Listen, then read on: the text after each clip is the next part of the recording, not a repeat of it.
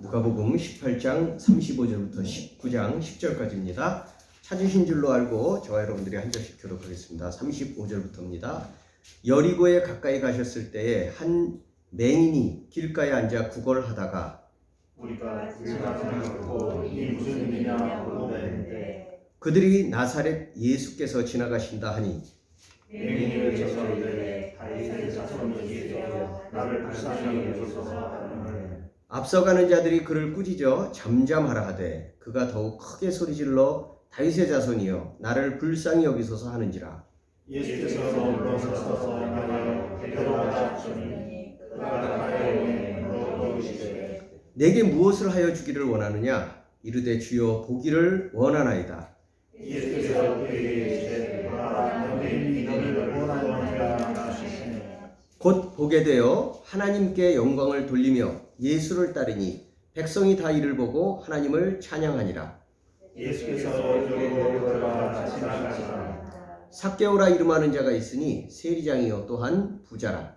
그가 예수께서 다른 사람이 하여 보고 가자되 키가 작고 사람이 많아 할 수 없어 앞으로 달려가서 보기 위하여 돌 무화과 나무에 올라가니 이는 예수께서 그리로 지나가시게 되밀어라. 예수께서 그곳에 이르사 쳐다보시고 이르시되 삭개오야 손길이 내려라 내가 오늘 내 집에 모아야 하겠다 하시니 급히 내려와 즐거워하며 영접하거늘 그 사람이 보고 소리거리어 이르되 저가 저희 집에 모아로 들어갔도다 하더라. 삭개오가 서서 주께 여짜오되 주여 보시옵소서 내 소유의 절반을 가난한 자들에게 주겠사오며 만일 누구의 것을 속여 빼앗은 일이 있으면 네 갑절이나 갚겠나이다. 예수께서 이르시되 오늘 구원이 이 집에 이르렀으니 이 사람도 아브라함의 자손이니라. 같이 읽습니다. 인자가 온 것은 잃어버린 자를 찾아 구원하려 함이니라. 아멘.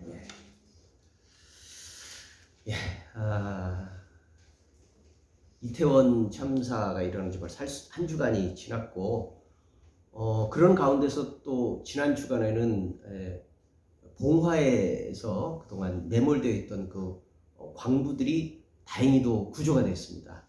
그래서 이런 시비가 엇갈리는 그 상황들을 우리가 경험을 하게 됐지만 그런 가운데서 더 한번 깨닫는 것은 참 생명이 우리의 노력과 수고, 물론 우리는 온 힘을 다해서 살기 위해서 또 살리기 위해서 우리의 모든 노력들을 다해야 되겠지만 사람의 생명이 참 사람 손에 달려있지 않다라는 것을 다시 한번 깨닫게 되는 시간들이 계속 이어지고 있는 것 같습니다.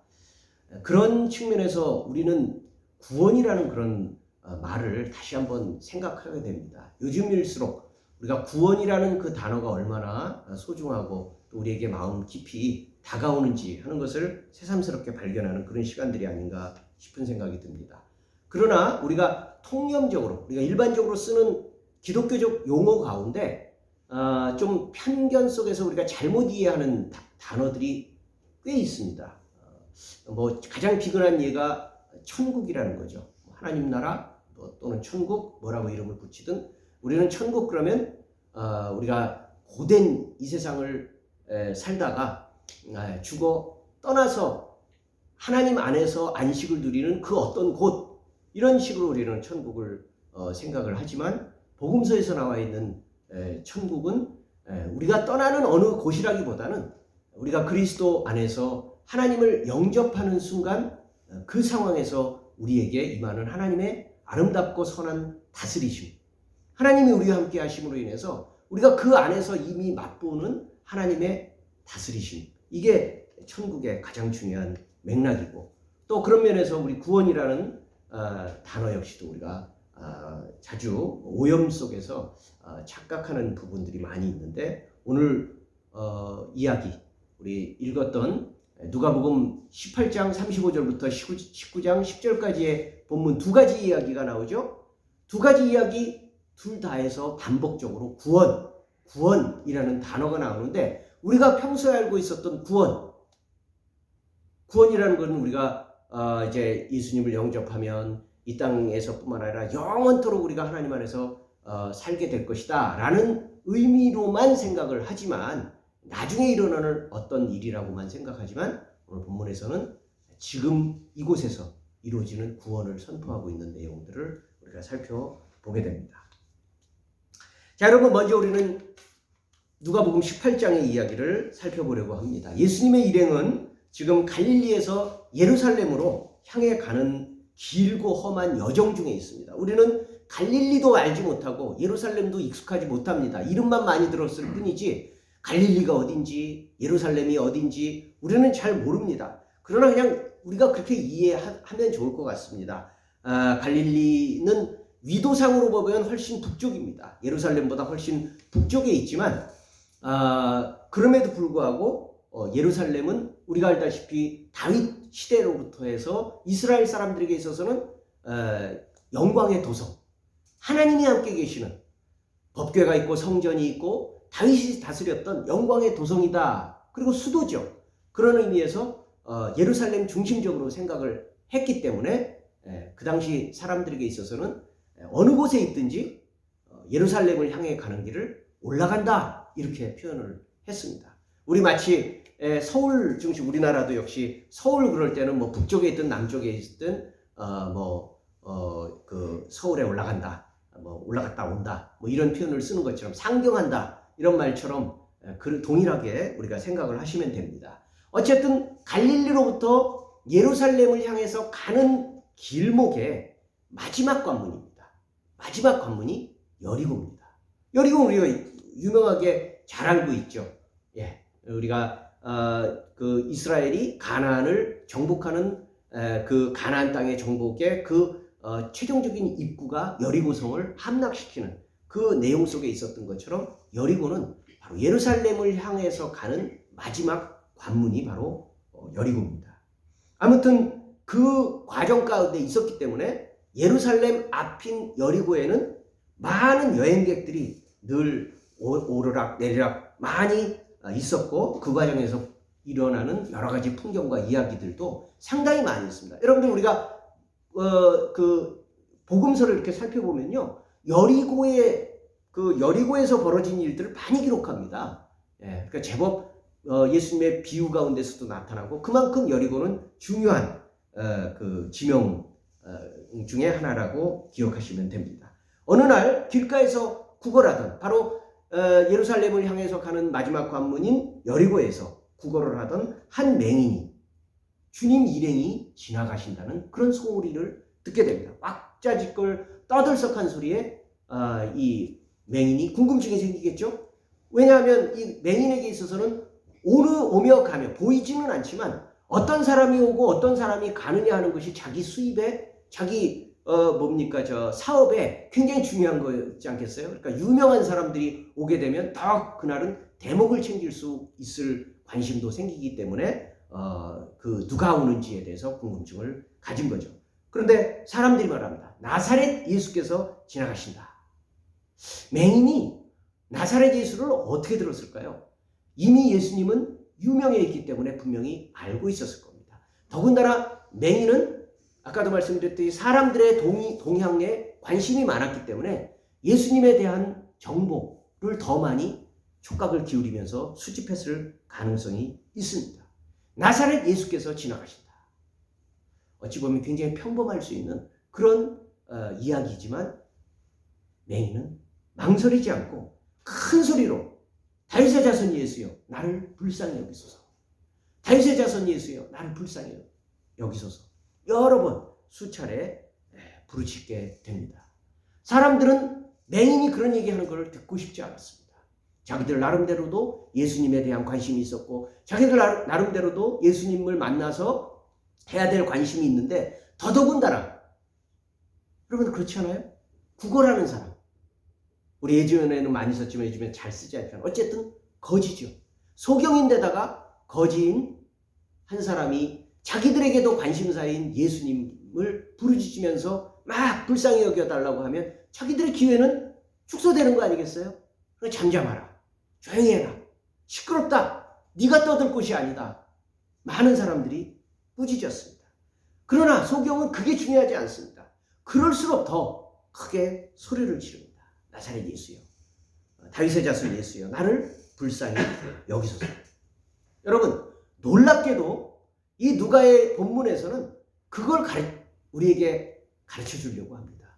이 사람은 이름도 나와 있지 않은 소경이었지만, 소경은 뭐예요? 눈이 열리지 않은 거죠. 보지 못하는 사람입니다.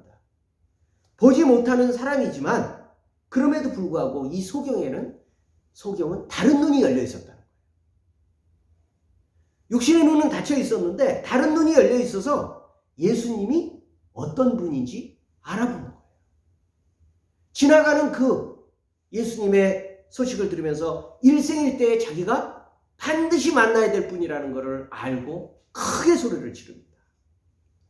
여러분, 이 이야기는 그저 재미있으라고 만들어낸 우화나 신화가 아니라 사실의 기록이기 때문에 성경은 이 기록을 통해서 우리에게 육신의 눈이 아닌 또 다른 눈이 있음을 가르쳐주는 겁니다.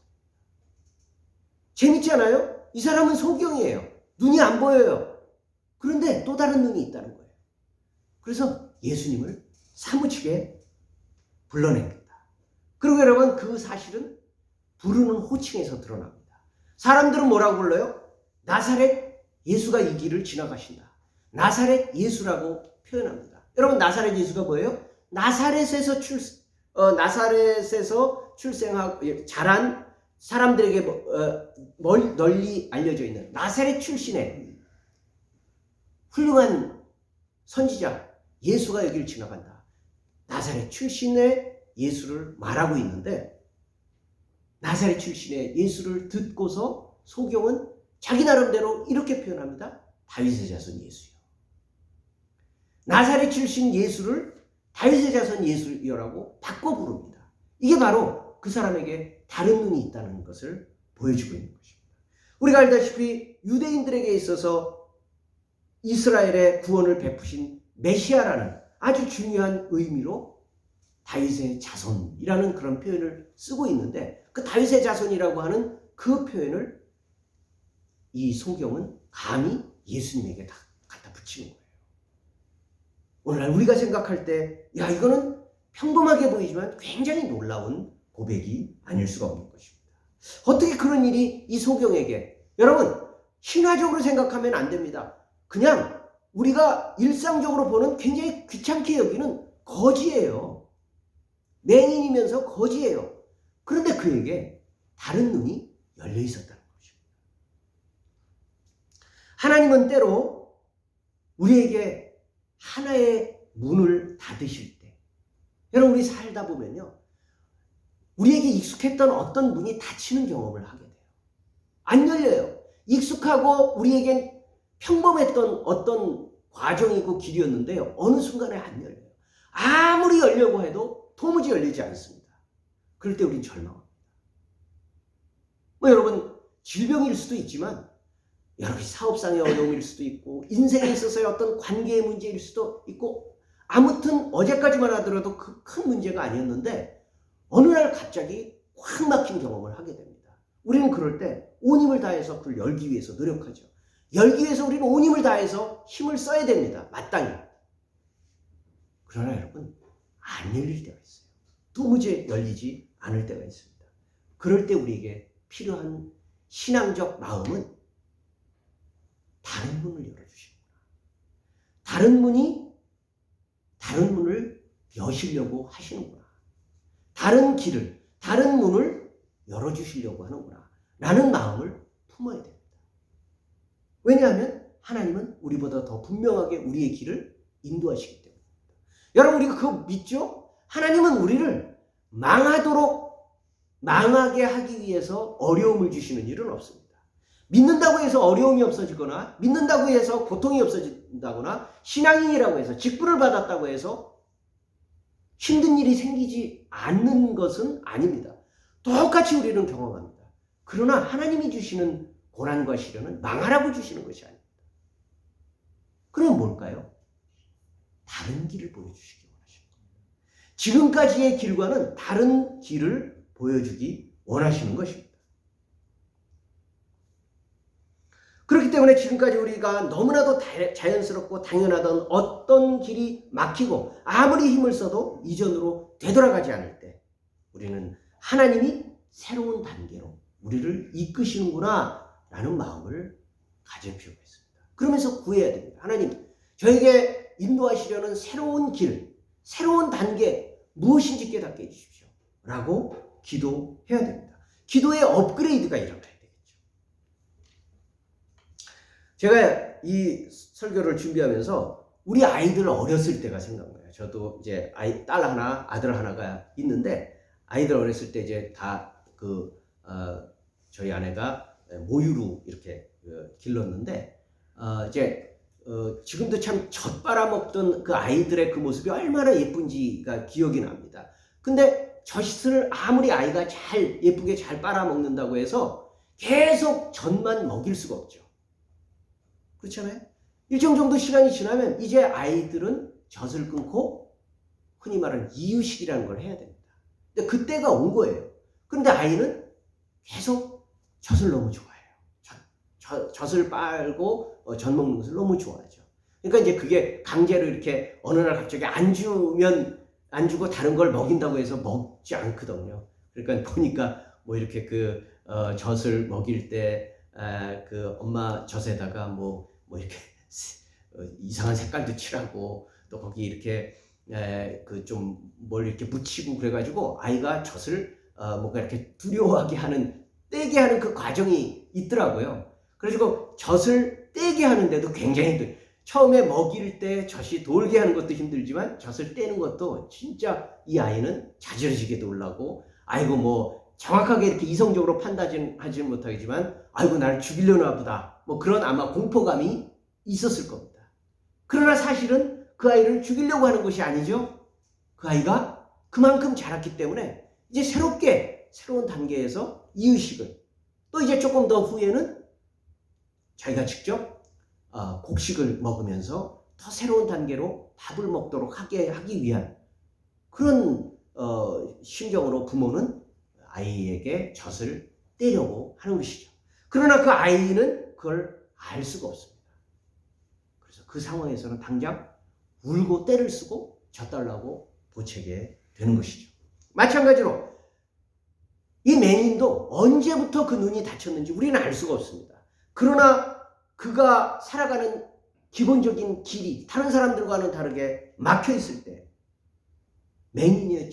맹인이었기에 그는 다른 방법으로 살 길들을 찾고, 그런 가운데서 다른 사람과는 다른, 육신의 눈은 감춰졌지만, 육신의 눈은 열려있지 않지만 또 다른 감각을 찾아야만 했을 것입니다.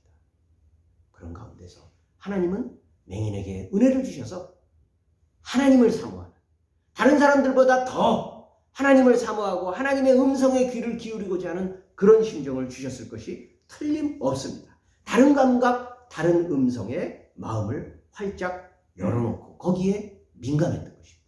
그렇기 때문에 그 마음속에 예수에 대한 소문을 듣고 있을 때, 만나기 이전부터 만나고 싶은 마음,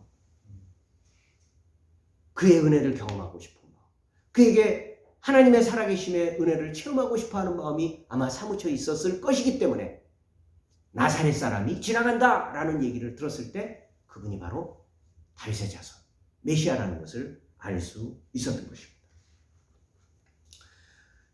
그렇기 때문에 주님도 목 놓아 외치는 그의 소리를 듣고 대번에 그 마음을 알 수 있으셨던 거죠. 그래서 그를 데려오게 하시고 물으십니다.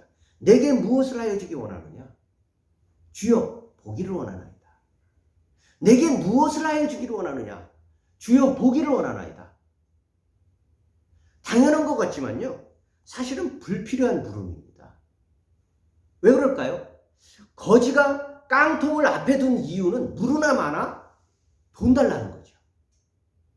소경이 예수님을 찾아온 이유는 물으나 마나 보게 해달라는 거 아니겠어요? 뭘 묻습니까? 해주시면 되죠. 그러나 예수님은 그렇게 생각하지 않습니다. 우리는 대개 거지와 동냥을 주는 사람 사이에는 다른 어떤 인격적인 교감이라는 게 필요 없어요. 지나가던 사람이 한 푼 줍시오. 그러면 자기 마음에 아이 불쌍하다 라는 마음 하나로 그냥 동전 한 입을 던져놓고 그냥 자기 길을 가는 거예요. 가만히 서서 시간을 들여가면서 그 사람 눈을 쳐다보면서 어쩌다가 이렇게 되셨어요? 언제부터 이렇게 어려우셨나요? 무슨 도움이 더 필요하실까요? 이렇게 묻는 사람은 없습니다. 지나가면서 그냥 주머니에 동전 한 입이 있으면 던져놓고 나 오늘 좋은 일 했다. 그런 마음으로 지나가고 끝입니다. 주님께서는 그러실 수 없었습니다. 주님은 그저 소경이 눈을 뜨기 위한 목적만으로 주님을 만나려는 그 만남을 원하시지 않았습니다. 목적과 필요에 따라서 주고받는 그런 것으로 끝나기 원하시지 않았습니다. 여러분, 우리가 단지 배부름, 단지 병고침, 단지 부유해짐, 그저 성공하는 것, 이런 것과 같은 내 목적을 위한 수단으로서 하나님의 능력만 빌리려는 마음을 주님은 거부하십니다. 나의 어떤 특별한 목적, 그것만으로 그냥 주님이 필요한 게 아니라 주님의 능력, 주님이 가지고 계시는 어떤 특별한 능력을 나는 빌리고 싶다 라는 마음으로 주님을 만나는 것을 주님은 원하시지 않습니다. 마치 아이가 아까 말씀드렸던 얘처럼 갓난아기가 자기를 먹이고 돌보는 누군가가 그냥 젖을 주는 기계가 아니라, 때가 되면 알아서 젖을 주는 기계가 아니라 사랑하는 엄마라는 것을 깨닫게 하기 위해서 사모하는 젖 공급을 때로는 끊어야 될 때가 있는 것과 마찬가지입니다. 아이에게 필요한 것은 젖 주는 기계가 아니라 평생을 함께 하면서 사랑을 주고받아야 될 엄마라는 것을 깨달아야 되는 것. 마찬가지로 우리 주님께서는 그저 맹인이 필요한 눈뜨게 하는 공급처가 아니라 평생을 예수님과 함께, 이 이후에 다시 만나지 못했을지라도 평생을 주님과 함께 살아가는 하나님의 메시아라는 것을 경험할 수 있기 위해서 예수님은 일부러 그를 불러서 뭘 원하느냐? 주님, 보기를 원합니다 라는 그런 물음을 주고 받으시는 것입니다.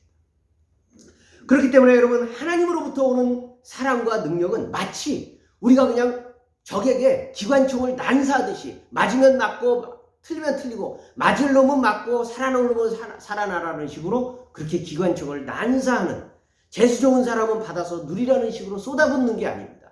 예수님은 한 번도 기적을 그렇게 아무에게나 동냥하듯이 집어 던지듯이 하신 일이 없습니다. 반드시 인격적인 반응을 요구하십니다. 그래서 우리는 복음서에서 예수님이 기적을 일으키시는 그 베푼 과정에서 주고받는 문답을 우리는 귀하게 여겨야 됩니다. 항상 예수님은 물으십니다. 그리고 어떤 동작을 행하시면서 그를 고치십니다. 그렇기 때문에 하나님을 향한 우리의 분명한 마음과 의지가 참 중요합니다. 내가 너에게 무엇을 해주기 원하느냐. 여러분, 이거 쉬운 것 같지만요, 굉장히 우리 마음을 들여다봐야 돼요. 우리 우화에도, 옛날에 동화 우화에도 그런 거 있잖아요. 꼭 한 가지 소원을 이루어주겠다. 막 잘 생각하잖아요. 야, 첫 번째 소원이 뭐가 될까? 야, 한 번밖에 기회가 없는데 내가 제대로 된 거 구해야지. 아이고, 이거 안 되겠다. 그래서 마이더스의 임금은 자기가 손을 만지는 것마다 다 금이 되기를 바랍니다. 그러다가 자기 딸이 금이 되잖아요. 그런 것처럼 딱 한 번의 기회인데, 야, 제대로 구해야 되겠다 라고 생각하는, 거기에서도, 우화에서도 우리는 자기가 정말 바라는 것에 대한 깊은 마음이 필요한데, 하물며 하나님이 우리에게 내가 너에게 너는 나에게 무엇을 구하느냐 라고 물으실 때 우리가 하나님께 무엇을 구해야 될지 우리는 깊은 마음으로 생각하고 기억하고 하나님 앞에 우리 마음을 쏟아부을 필요가 있습니다. 그럴 때 이 소경은 망설이지 않고 주여 보기를 원합니다, 이렇게 대답합니다. 다시 한번 말씀드리지만 똑같이 무엇인가를 얻기 원한다고 할지라도 자판기 앞에서 동전을 넣을 때와 엄마 앞에 나가서 무엇인가를 구할 때는 하늘과 땅처럼 다른 것입니다. 그래서 주님은 오늘 우리에게도 똑같이 물으실 것입니다. 내가 너에게 무엇을 해주기 원하느냐? 그때 우리는 어린 자녀가 사랑하는 부모에게 애정과 신뢰를 갖고 무언가를 구하듯이 주님, 저에게 이것을 해주십시오. 저는 주님께 이것을 구합니다. 아마 다른 사람들이 여러분들을 볼 때 당신에겐 이게 필요하지 않습니까? 라고 말하는 것과 여러분들 스스로가 나는 정말 하나님께 이것을 원합니다. 아마 다를 수 있을 겁니다. 바로 그것을 구하십시오. 그것을 우리 하나님께서는 주실 것입니다. 하나님이 우리를 위해서 놀라운 일을 하신 것이지만 하나님은 그게 마치 내가 한 일처럼 보라, 내 믿음이 너를 구원하였다 라고 말씀하십니다. 내가 하나님께 은혜를 구한 것이고 내가 하나님께 받은 것임에도 불구하고 주님은 보라, 네가 보는 것을 원했으니 보라. 그런데 이 보게 된 것은 내 믿음이 너를 구원한 것이다. 이렇게 말씀하십니다. 그러니까 하나님께서는 내가 하나님께 소원을 두고 구하고 하나님을 바라고 소망하고 열망하고 기대하고 믿음을 가지고 좌절했지만 또다시 하나님을 바라보는 이것을요, 마치 내가 하나님 안에서 얻은 내 능력인 것처럼 그렇게 여겨주신다는 거예요. 그만큼 우리 하나님은 인격적인 우리의 틀림없는 부모이신 그런 하나님이십니다. 이제 우리는 두 번째 이야기를 보게 됩니다. 이제 예수님 일행은요, 드디어 여리고 시내로 들어갑니다. 여리고는 아까도 말씀드렸듯이 예루살렘 바로 앞에 문턱이었지만 여리고에는 사람들이 많이 살고 있었습니다. 그곳에는 삭개오라는 이름의 사람이 살고 있었습니다. 그 역시 앞서 소경처럼 예수님을 꼭 보고 싶어 했습니다. 삭개오도 예수님을 보고 싶어 했어요. 왜 예수님을 보고 싶어 했을까요? 그리고 여러분, 예수님을 보고 싶어 했던 여리고 사람들은 삭개오만이 아니었을 겁니다. 근데 왜 삭개오만 기록되어 있을까요? 뭔가 특이한 점이 있었을 것입니다. 그리고 삭개오는 여기 아주 이례적으로 이름도 기록되어 있고요. 그의 신분도 기록되어 있습니다. 신분이 뭐예요? 세리장이며 부자예요. 삭개오가 예수님을 만나려고 했던 이유는 분명히 누가가 소개하려고 했던 세리장이면서 부자라는 이 신분과 관련되어 있는 것 같아요. 우리는 그 단서를 예전에 계셨던 분들이 별로 없으니까 마태라는 사람, 마태복음의 저자이고 예수님의 사도 중에 하나였던 마태를 만났을 때의 예수님의 그 상황과 비슷하게 우리가 겹쳐 생각할 수 있을 것입니다. 마태 역시도 직업이 세리였습니다. 근데 이 삭개오는 단순히 그냥 평세리도 아니고 세리장입니다. 그러니까 마땅히 당연히 부자인 거예요. 그런데 여러분, 세리가 이스라엘 시대에 어떤 일을 했던 것 아시죠? 우린 많이 익숙하게 알고 있습니다. 로마는 자기 식민지의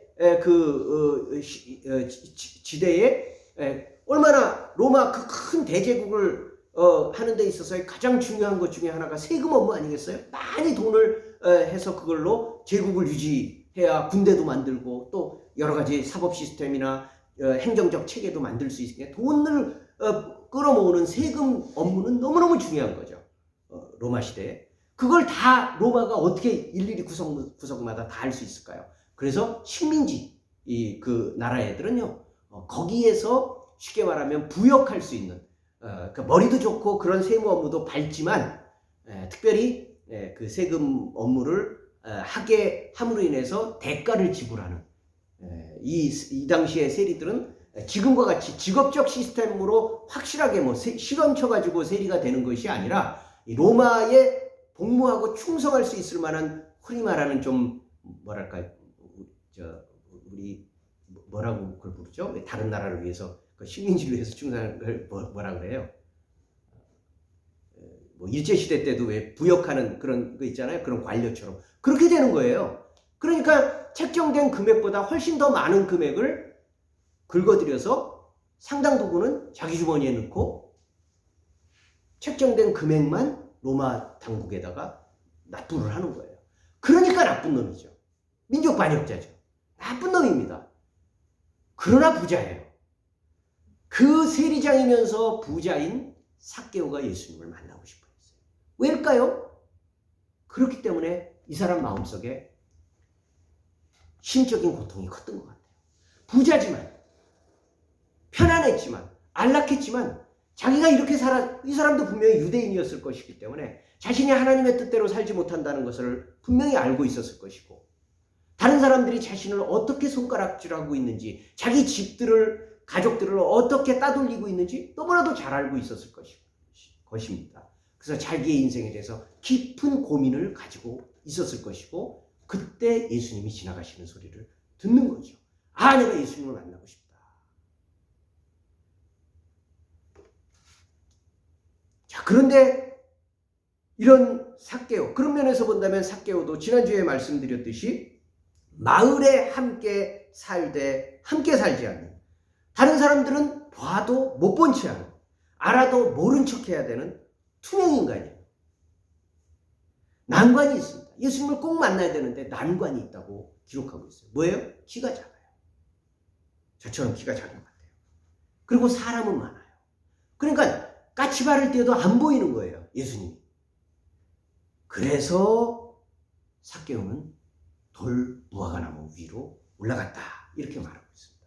여러분, 우리가 또 살다 보면요, 여러 가지 난관들을 만나는데 난관이 아니라는 것을 알게 됩니다. 난관이 있지만요, 우리 마음에 사모함이 가득 차면요, 난관이 아니에요. 어떻게든 합니다. 그렇죠? 삭개오도 그런 거예요. 내가 키가 작다, 사람이 많다, 에이 포기하자. 그 사람은 거기까지인 거예요. 그러나 삭개오는 그렇지 않아요. 내가 키가 작고 사람은 많아서 까치발을 떼도 안 보이면 아유, 내가 나무 위에 올라가야지, 이렇게 생각한 거예요. 근데 여러분, 그 장면이 어떨 것 같아요? 어떨 것 같아요? 생각해 보십시오. 다 큰 어른이, 그것도 투명인간 취급을 당할 만큼 요주의 인물이죠. 이 동네 사람은요, 삭개오를 모르는 사람이 없어요. 누군지 다 알고 있는 그 화려한 부자 옷을 차려입은 이 삭개오가 나무 위에 올라가서 매달려 있는 장면을 여러분들 한번 그려보십시오. 얼마나 웃깁니까? 되게 웃기지 않아요? 한눈에 탁 보일 겁니다. 그런데 삭개오는 아랑곳하지 않습니다. 이 우스꽝스러운 장면을 이 상황에서는 거추장스럽게 여기지 않습니다. 예수님은 그 모습만 보고도 삭개오의 마음을 알아차립니다. 삭개오야, 두려워하지 말고 어서 내려와라. 내가 오늘은 너희 집에서 묵어야 되겠다. 삭개오는 그 얘기만 듣고서 이미 세상을 다 얻은 것 같은 기쁨을 얻습니다. 거기에 여러분, 무슨 얘기가 더 붙었습니까? 너 얼마나 어렵게 살았냐, 얼마나 힘들었냐, 앞으로 내가 널 도와주마, 넌 나를 따라와라, 내가 너와 함께, 이런 얘기도 없어요. 그냥 내려와라, 두려워하지 말고 내려와라. 내가 오늘 너희 집에서 하룻밤 묵고 가야 되겠다. 삭개오는 기뻐 내려와서 영접하고, 그러나 동네 사람들은 역시 수군거리죠. 아, 저 사람 어떻게, 예수라는 사람 훌륭한 사람인 줄 알았더니 어떻게 저런 투명인간을 저렇게 따뜻한 말을 하면서 그 집에서 묵어갈 수 있어? 온갖 소리로 이제 쑥덕거리면서 시끄러워집니다. 여러분, 그 소리가, 비난의 소리들을 들을 때 우리가 그 비난하는 사람들을 쉽게 비난할 수 없습니다. 왜 그럴까요? 우리 중 누구도 구설수에 올라있는 사람과 피곤하게 얽혀있기를 원치 않습니다. 우리는 안 그렇습니까? 우리도 그래요. 뭔가 요주의 인물하고는요, 가까이 하고 싶지 않아요. 왜요? 그 사람하고 친하다는 모습이 보여지면 나도 괜히 엉겨붙잖아요. 피곤해지잖아요. 나도 그런 사람하고는 관계를 단절하고 싶어하는 게 인지상정이라는 겁니다. 그러나 진정한 그리스도인이라면 그런 사람에게 말을 건넬 수 있어요. 왜요? 예수님이 삭개오에게 말을 건네셨기 때문입니다. 삭개오는 이미 지금껏 큰 죄인으로 살아온 자신을 하나님께서 용서하셨다는 사실을 깨달았습니다. 그것만으로도 이미 깨우쳤습니다. 많은 말들이 오가지 않았지만 삭개오는 더 이상 사람들 앞에서 두려울 것도 없고 부끄러울 것도 없습니다. 오직 하나님 앞에서 자신이 용서받았다는 사실만이 중요하고 감사할 따름이었습니다. 그는 서슴없이 주님께 다짐을 합니다. 8절입니다. 19장 8절 우리 함께 읽어보겠습니다. 같이 읽겠습니다. 19장 8절입니다. 시작. 삭개오가 서서 주께 여짜오되 주여 보시옵소서 내 소유의 절반을 가난한 자들에게 주겠사오며 만일 누구의 것을 속여 빼앗은 일이 있으면 네 갑절이나 갚겠나이다. 여러분 잊지 말아야 됩니다. 회개라는 것은요, 우리가 분명히 하나님 앞에 하는 겁니다. 나의 죄, 다른 사람은 알지 못하지만 나만 알고 있는 은밀한 죄까지도 우리는 하나님 앞에 부끄러움 없이 하나님 앞에 고하는 것이 바로 회개입니다. 그러나 하나님 앞에 고했다고 해도 사람 앞에서 감당할 책임을 회피하지 않아야 됩니다. 우리의 죄는요, 거의 틀림없이 하나님께 지은 죄인 동시에 다른 사람에게 뭔가 문제를 일으킨 것이 죄로 나타날 경우가 대부분입니다. 그러니까 우리는 예수 믿는 사람들이 그런 비아냥을 받습니다. 하나님께 용서만 받으면 다냐? 네가 나한테 잘못한 것은 잊어버리고 하나님께만 용서받으면 다냐라고 우리가 비아냥을 듣게 되는 거죠. 그래서 그게 10여 년 전에 영화로 만들어진 게 이제 밀양이라는 그 영화에서 그런 주제가 다뤄졌죠. 진심으로 회개할 때 하나님은 그 어떤 죄라도 용서하시지만 죄의 여파는 사라지지 않습니다. 죄를 지은 것이 다른 사람에게 미쳤던 여파 자체는 남아있는 거죠. 그걸 마땅히 인정하고 책임지는 게 회개입니다. 엄마가 아끼는 소중한 그릇을 깨뜨렸습니다.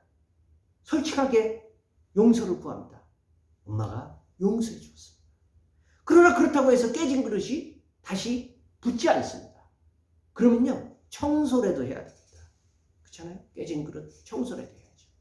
그와 마찬가지로 일어난 일 자체를 하나님께 구함으로 인해서 용서받을지라도 우리 스스로가 감당해야 될, 아까 말씀드렸던 삭개오가 세리장으로서 부자로서 그 동네에서 그동안 해왔던, 자세하게 나오지 않았지만 분명히 나쁜 일들이 있었을 것입니다. 그래서 삭개오는 마다하지 않고 스스로 고백하면서 그 용서가 하나님과 사람 앞에서 완전하게 이루어진 것을 보여줍니다. 이미 삭개오는 용서받아서 구원받았지만 주님은 그것을 굳이 모든 사람들 앞에서 이제 선포하게 됩니다. 9절 10절 제가 읽습니다. 예수께서 이르시되 오늘 구원이 이 집에 이르렀으니 이 사람도 아브라함의 자손이미로다.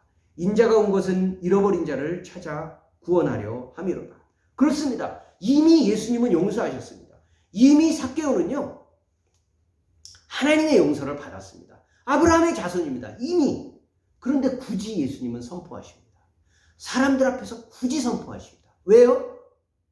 죄라는 것이 하나님과의 관계지만 다른 사람들에게 미치는 여파가 있는 것과 마찬가지로 용서도, 회복도 하나님 안에서 이루어지는 것이지만 다른 사람과의 관계도 회복돼야 되기 때문입니다. 여전히 이 사람들은 삭개오와 원수 관계에 있는 거예요. 투명 인간이에요. 보면 민족 반역자, 아이 나쁜 놈, 재수 없는 놈, 이런 욕을 주고받았던 그런 사람입니다. 그런 사람이 하나님 앞에 용납받았다는 사실을, 용서받았다는 사실을 예수님은 선포함으로 인해서 다른 사람들도 이제 앞으로 삭개오를 다르게 대하기를 바라셨던 겁니다.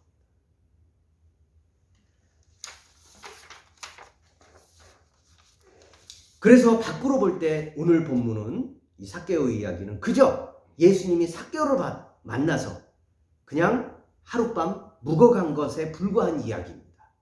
그러나 믿음의 눈으로 누가가 기록한 내용은 그것이 바로 하나님의 용서와 구원을 받는 것이었음이 공개적으로 선포되는 바로 구원의 사건인 것을 우리가 살펴볼 수 있습니다.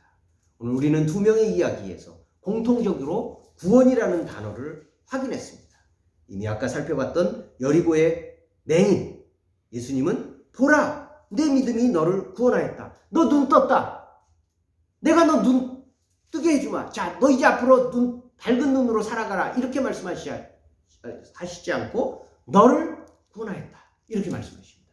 또 오늘 삭개오 이야기에서 예수님이 그가 예수님의 영접을 받으면서 선포하신 말씀은 오늘 구원이 이 집에 이르렀으니 이 사람도 동일하게 너희와 똑같이 구원받은 하나님의 자녀 아브라함의 자손이다. 이렇게 말씀하십니다.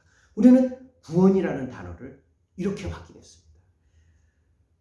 처음에도 말씀드렸듯이 구원 그러면 우리는 단지 예수를 믿어서 나중에 죽어서 영원히 사는 것. 다 구원 그러면 나중 일로 미뤄요. 지금은 아니고 나중 일이야. 그래서 우리가 예수를 믿는 이유는 나중에 구원받으려고. 그러나 예수님은 그렇게 말씀하시지 않습니다. 구원은 지금 임하는 거다. 구원은 내가 그리스도를 영접하여서 내가 하나님께 용서를 받았을 때 이미 시작된다. 그래서 이제 다시는 자신을 위해서 살지 않고 자기 몸을 버려서 죽으신 예수 그리스도를 위해서 사는 영성의 새 삶이 시작되는 것이 구원이다 라고 말씀하십니다. 그게 마음으로 확인될 때 영생의 고백이 일어나게 되고요. 다른 사람과의 관계로 표현될 때 만남의 회복이 일어나고 또 육신과 마음을 만지실 때 우리 몸에 치유가 일어나게 되는데 이 모든 것을 성경은 뭐라고 부른다고요? 구원이라고 불러요.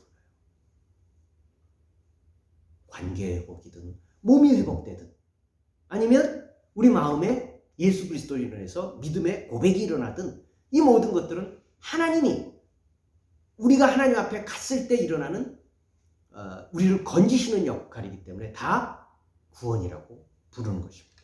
그러니까 당연히 저와 여러분들의 매일매일 일상에도 하나님의 구원이 임하는 겁니다. 우리는 매일매일 하나님이 주시는 그 구원을 새롭게 경험할 필요가 있습니다.